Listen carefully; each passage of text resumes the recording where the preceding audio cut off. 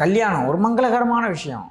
அங்கே போய் குடிச்சிட்டு ஒருத்தன் சண்டை போடுறான்னு வச்சுக்கோங்களேன், நிச்சயமாக சொல்கிறான் குரு பயிற்சி ஆப்போசிட்டாக வேலை செய்யும். தனக்கு வாழ்க்கையில் அடுத்த கட்டம் பிடிச்சி தூக்கி விட்ட ஒரு குரு, அவருக்கு நீ துரோகம் பண்ணுறேன்னு வையேன், கண்டிப்பாக நீ நல்லா இருக்க முடியும்.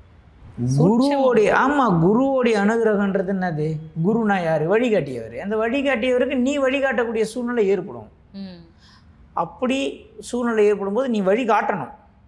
உனக்கு அவர் வழிகாட்டார், நீ அவர் வழிகாட்டினீங்கன்னா நிறைய பேர் தப்பாக புரிஞ்சுக்கிறாங்க. நான் குரு தான் எப்பவுமே வழிகாட்டுவார்னு நினச்சிக்கிறான். குரு ஏன் உனக்கு வழிகாட்டுறாரு? அவருக்கு ஒரு நாள் வழி தெரியாமல் நிற்பாரு, அப்போ நீ வழிகாட்டணும். அதனால 2 பேரும் பரஸ்பரமாக மாற்றிக்கிறாங்க. எனக்கு மதுரைக்கு வழி தெரியும், நான் மதுரைக்கு வழி சொல்கிறேன்டா. எனக்கு பெங்களூர் வழி தெரியாது, நீ எனக்கு சொல்கிறியா? பெங்களூர், நீ எனக்கு மதுரைக்கு ஹெல்ப் பண்ணலை, இப்போ நீ பெங்களூருக்கு என்ன பண்ணுற? அப்படியே திண்டுக்கல் சேலம் போய் அப்படியே ஓமலூர் போய் காசு பிடிச்சி போயிடுன்னு. இந்த ஒரு புரிதலே இல்லாமல் என்ன பண்ணுறாங்க எல்லாருன்னா, குரு வந்து விட்டார். எங்கே வந்துட்டார்? என்ன வில்லிவாக்கம் பிரிட்ஜ், பாடி பிரிட்ஜை ஏறி வர்றாரு. குரு வந்துட்டாருன்னா என்னது? உனக்கு வழிகாட்டியவருக்கு ஒரு பிரச்சனை வரும்.